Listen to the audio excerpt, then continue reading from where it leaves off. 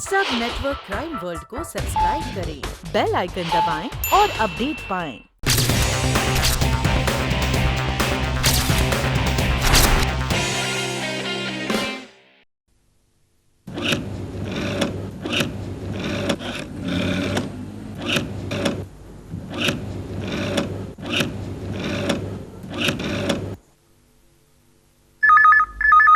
Hello police station, inspector Kelkar here.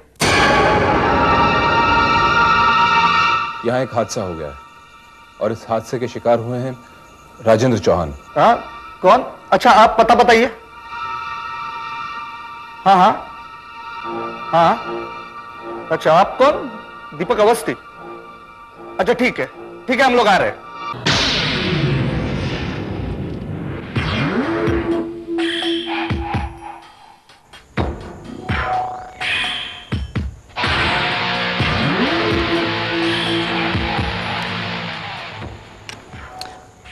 या खून के दाग भी नहीं है।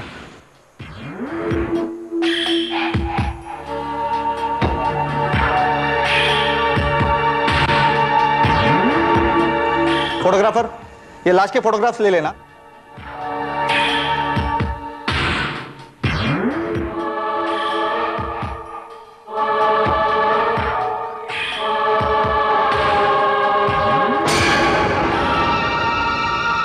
इंस्पेक्टर पांचाल, आप लाश को पोस्टमार्टम के लिए भेज देना। जी। तो आप हैं मिस्टर दीपक अवस्थी? जी हाँ। आप मिस्टर चौहान के क्या लगते हैं? कुछ नहीं, मैं तो बस एक टीवी मैकेनिक हूँ। 2 रोज पहले मैं इनका टीवी ठीक करने के लिए आया था। आज यहाँ से ऐसे ही गुजर रहा था, सोचा पूछता चलूं कि टीवी कैसा चल रहा है। यहाँ आकर देखा तो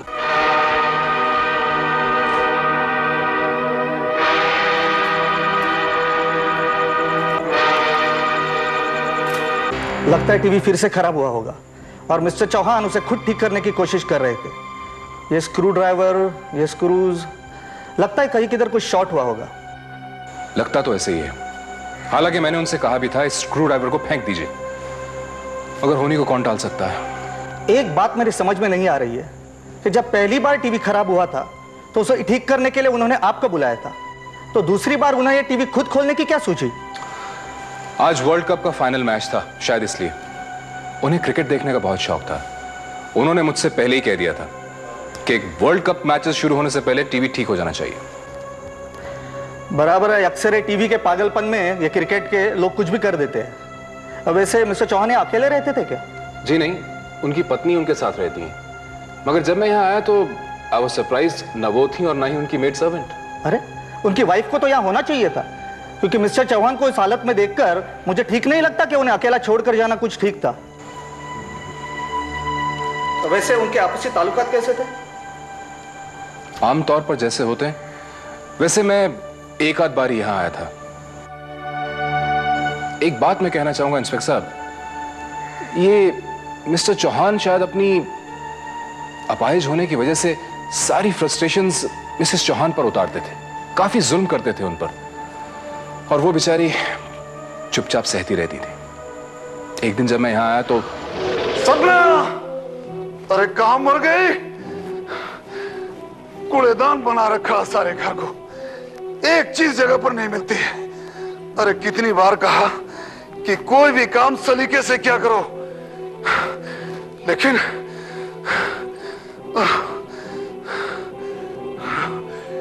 इसे तो 16 श्रृंगार से ही फुर्सत कहां है। सारा सामान इधर उधर बिखरा पड़ा है। अरे अभी हमने यहाँ रिमोट कंट्रोल रखा था टीवी का, और अभी गायब हो गया।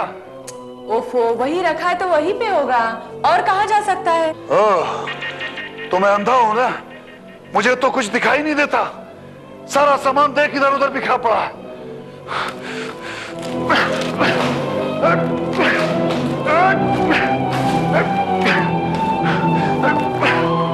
ठीक है, आती हूँ। सपना, मेरा रिमोट कहाँ खो गया? इतना चिल्लाने की क्या जरूरत है? देखो, ज्यादा एक्टिंग करने की जरूरत नहीं है। अगर 2 मिनट के अंदर मेरा रिमोट नहीं मिला तो मैं तुम्हारी जान ले लूंगा, समझे? अरे इधर ये देखो, आपके पैरों के नीचे दबा हुआ था, देखो। तो तुम ये बताना चाहती हो कि ये रिमोट मेरे पांव के नीचे था और मुझे पता नहीं चला, क्योंकि मेरे पांव काम नहीं करते ना, मैं अपाहिज हूं ना। लेकिन एक बात याद रखना, मेरे पांव अपाहिज हैं, हाथ नहीं। अभी भी इन हाथों में इतनी ताकत है कि मैं तुम्हारा गला घोट सकता हूं, गला घोट सकता हूं। चौहान साहब, ये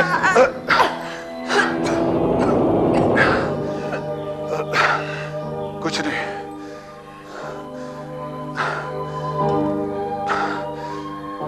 पता नहीं मुझे क्या हो जाता। इसका मतलब है कि यह चौहान काफी जालिम आदमी था। उनके बीवी का नसीब था कि ऐसे आदमी से उन्हें खुद ब खुद छुटकारा मिल गया। क्यों? जी हाँ, इसे ऊपर वाले का इंसाफ ही समझिए। सर, एक औरत आई है, कहती है घर की मालकिन है। उसे दूसरे रूम में बिठाओ, हम वहीं पे चलते। जी।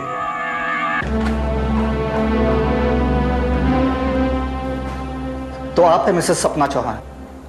जी हाँ, क्या बात है? मेरे पति कहाँ हैं? मुझे उनसे क्यों नहीं मिलने देते? प्लीज प्लीज आप शांत रहिए, आपको सब पता चल जाएगा। पता चल जाएगा? मतलब वो ठीक तो है ना? है कहाँ वो? देखिए मिसेस चौहान, मुझे बड़ा अफसोस हो रहा है ये बताते हुए कि आपके पति अब इस दुनिया में नहीं रहे। क्या? यस, नहीं। ही इज नो मोर। नहीं, ये नहीं हो सकता। हे भगवान, वो मुझे छोड़ के अकेला नहीं जा सकते।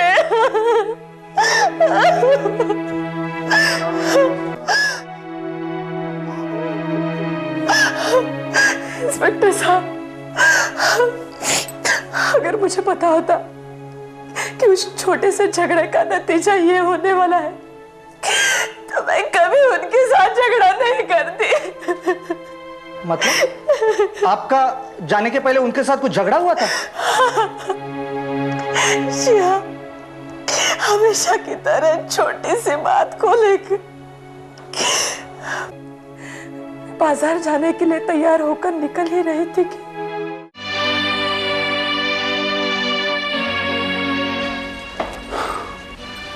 ये साला टीवी फिर से खराब हो गया। कहां जा रही हो इतना बंद संवर कर? घर के लिए कुछ सामान लाने जा रही हूँ। ओह, सामान लाने जा रही हो या अपनी खूबसूरती की नुमाइश करने जा रही हो? ये कैसी बातें कर रहे हैं आप? अब इतना मेकअप किया है तो पैसे वैसे ले जाने की क्या जरूरत है? अरे तुम्हारी एक मुस्कुराहट पे कोई भी दुकानदार अपनी दुकानें लुटा देगा। क्यों? क्या आपने मुझे समझ क्या रखा है? मैं कोई ऐसी वैसी औरत लगती हूँ? जी, मुझे तो शर्म आती है आप पर और अपने आप पर भी। इतने दिन मैं समझती थी ये आपका फ्रस्ट्रेशन है जो गुस्सा बन के मुझ पे निकलता है, लेकिन नहीं, ये तो आपकी गंदी सोच है जो बार बार मुझे जलील करती रहती है। सपना! नहीं, आज तो मैं बोल के रहूंगी। क्या दिया है आपने मुझे? हाँ, क्या दिया है? न प्यार, न दौलत, न इज्जत, कुछ नहीं दिया। आपने मुझे इतना मारा, इतना दुख दिया, लेकिन मैंने सब बर्दाश्त किया। मैं सोचती थी आप अपाहिज है, इसलिए आपको आपकी बेबसी बर्दाश्त नहीं होती। आप एक जिंदा लाश है और मैं आपके साथ एक विधवा की जिंदगी नहीं बिता सकती। आप में जरा से भी शर्म होती ना, तो मुझे बार बार जलील करने के बजाय खुद आत्महत्या कर ली होती।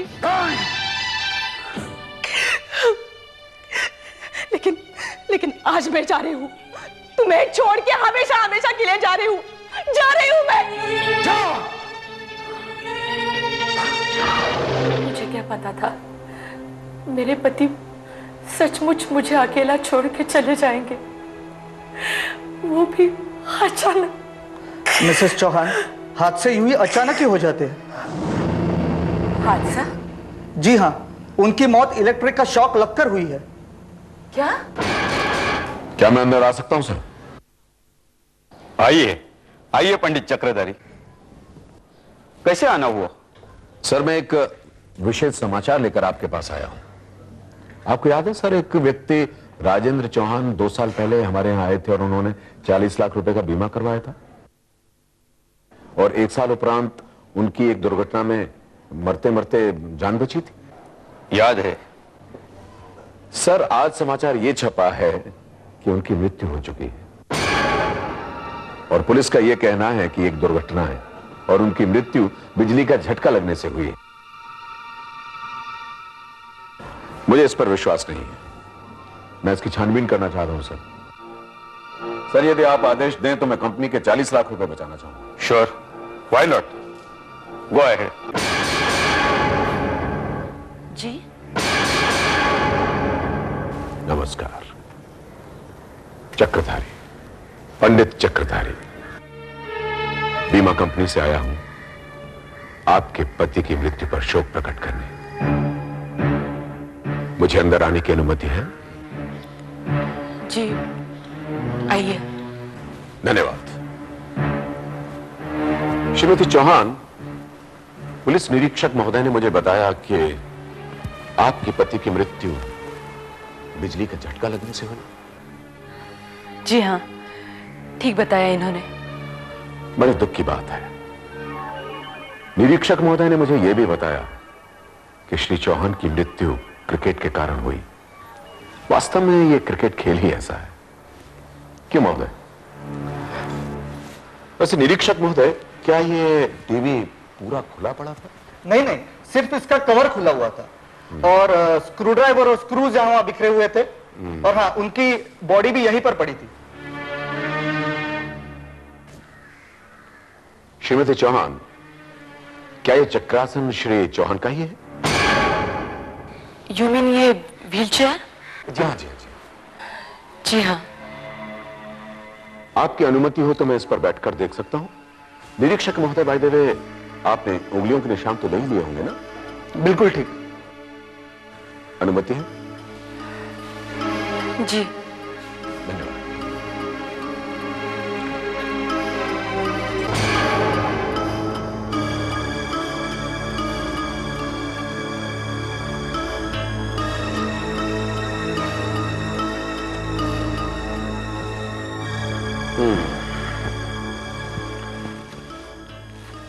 मेरा संदेह सही निकला निरीक्षक महोदय। यह दुर्घटना नहीं, हत्या है। क्या? हत्या? जी, और यह हत्या मात्र एक ही व्यक्ति कर सकता है और वो आप हैं श्रीमती सपना चौहान।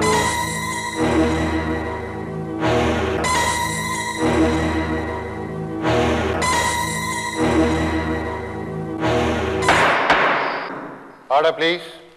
अदालत की कार्रवाई शुरू की जाए। जज साहब, यह केस आईने की तरह साफ है। मुलजिमा सपना चौहान, श्रीमती राजेंद्र चौहान ने बीमा की रकम के लिए अपने ही पति का बड़े ही बेदर्दी से कत्ल कर दिया और उसे दुर्घटना साबित करने की कोशिश की। मिलॉर्ड, बीमा कंपनी के चालाक जासूस पंडित चक्रधारी ने उसे बेनकाब कर दिया। शक्ल से मासूम दिखने वाली यह औरत हकीकत में बेदर्द कातिल है। उसे कड़ी से कड़ी सजा दी जाए। Objection milord. मेरी क्लाइंट पर बेबुनियाद इल्जाम लगाया जा रहा मिलॉर्ड, और सरकारी वकील के पास इस बात का कोई भी ठोस सबूत नहीं है। जबकि सच्चाई यह है मिलॉर्ड कि पुलिस ने, यानी कि अभियोग पक्ष ने, इस घटना को पहले से ही दुर्घटना करार कर दिया था। क्योंकि जब बीमा कंपनी को 40 लाख रुपए का भुगतान करना पड़ा तो उन्होंने बड़ी आसानी के साथ इसे हत्या का शक दे दिया और मेरी क्लाइंट को हत्यारन साबित कर दिया, उस बेचारी को जो बीमा की 40 लाख की रकम की इकलौती वारिस है।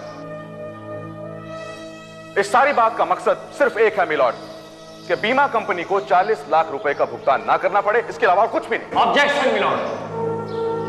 सफाई वकील इस तरह से बात कर रहे हैं जैसे बीमा कंपनी ने कोई बड़ा षड्यंत्र रचा हो। जबकि हकीकत यह है कि कंपनी के कुछ जासूसों ने एक ऐसी सच्चाई का पता लगाया है जो पुलिस की नजरों से भी छिपी रही है। मिलॉर्ड, मैं उस सच्चाई को सामने लाने के लिए पंडित चक्रधारी को बुलाने की इजाजत चाहता हूं। इजाजत है।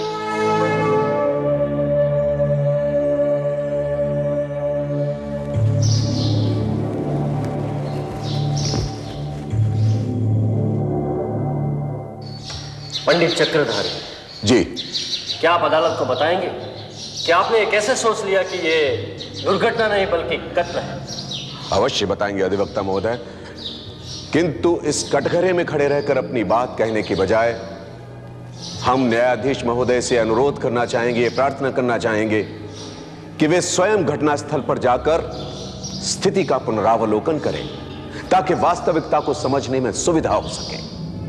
क्योंकि जो तथ्य हमारे पास हैं उन्हें जबानी तर्क के रूप में प्रस्तुत करने के बजाय हम उनका साक्षात प्रयोग करके दिखाना चाहेंगे न्यायाधीश महोदय। मिलॉर्ड, ये अदालत का वक्त बर्बाद करने की कोशिश की जा रही है। मैं ये जानना चाहता हूं कि जो बात वहां मौके वारदात पर कही जा सकती है वो यहां अदालत में क्यों नहीं कही जा सकती?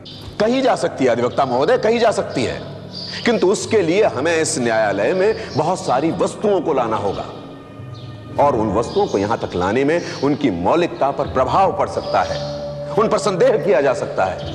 इसलिए एक बार फिर हम न्यायाधीश महोदय से यह अनुरोध करेंगे कि यदि वे उचित समझें तो अगर मौका वारदात पर कोई ऐसे सबूत हैं जिनको अदालत में लाना मुश्किल हो तो अदालत को मौका वारदात पर जाने में कोई एतराज नहीं, बशर्ते सच्चाई सामने आ जाए और इंसाफ करने में मदद मिले। धन्यवाद न्यायाधीश महोदय।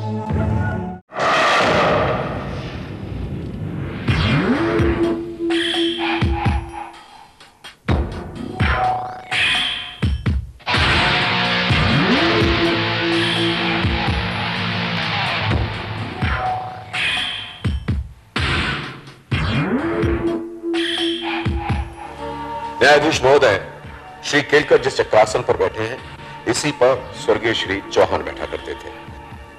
न्यायाधीश महोदय, इस चक्रासन पर बैठे पुलिस निरीक्षक श्री केलकर वो सब कुछ कर सकते हैं या नहीं कर सकते हैं जो स्वर्गीय श्री राजेंद्र चौहान किया करते थे, ये डॉक्टरों की राय। चलिए मान लिया। फिर न्यायाधीश महोदय, टीवी इंजीनियर अवस्थी के बुलाने पर जब श्री केलकर यहां पर पहुंचे तो लाश यहां पर पड़ी हुई थी। जी केलकर साहब, और इस टीवी का बॉक्स खुला हुआ था और उसके सारे पुर्जे जले हुए थे, ठीक है? अब मैं आपसे आग्रह करूंगा श्री केलकर कि आप यहां आएं और इस पेचकस द्वारा इस टीवी को नीचे से खोलने का प्रयत्न करें, प्लीज। श्योर। ये लीजिए श्री केलकर, प्रयास कीजिए।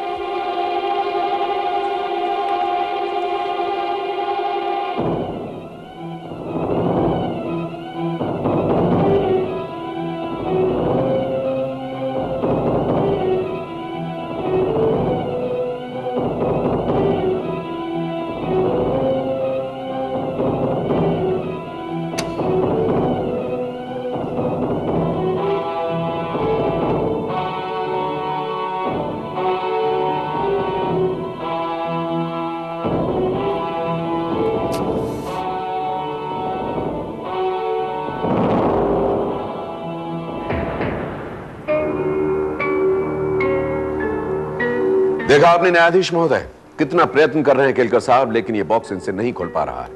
और इन्हीं के मुताबिक क्रिकेट देखने की उत्कंठा में श्री राजेंद्र चौहान ने यह बॉक्स खोला, उनको बिजली का शॉक लगा और उनकी मृत्यु हो गई, जो असंभव है। वो कैसे? क्योंकि यह दुर्घटना राजेंद्र चौहान के साथ हो ही नहीं सकती थी, क्योंकि नीचे के पेच तो क्या, वो ऊपर के पेच भी नहीं खोल सकते थे। ये आप कैसी बातें कर रहे हैं मिस्टर चक्रधारी? अभी अभी हम सब के सामने मिस्टर केलकर ने इस टीवी सेट के ऊपर के दोनों स्क्रूज खोले हैं।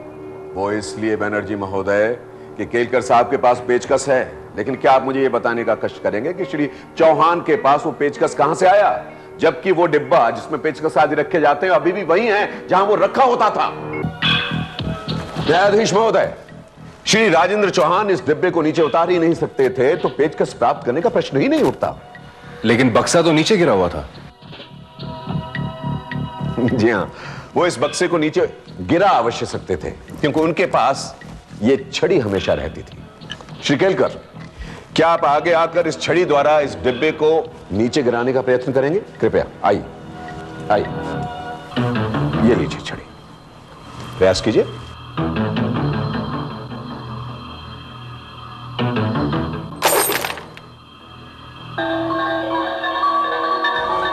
देखा न्यायाधीश महोदय, अब तो पेचकस उठाना और भी मुश्किल है, और यही मैं आपसे कहना चाह रहा था कि श्री चौहान की मृत्यु किसी दुर्घटनावश नहीं हुई है। उनकी हत्या का पूरा षड्यंत्र रचा गया है और उस षड्यंत्र का फायदा सीधा पहुंचता है उनकी पत्नी सपना चौहान को। ठीक है, बाकी की कार्रवाई अदालत में होगी।